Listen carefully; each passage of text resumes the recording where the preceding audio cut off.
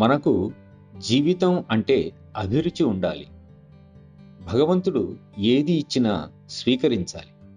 యోగులు, మహర్షులు ప్రపంచంలోని దుఃఖాలను తమకు ప్రసాదించి మానవాళికి ఆరోగ్యం చేకూర్చమని కోరుకునేవారు.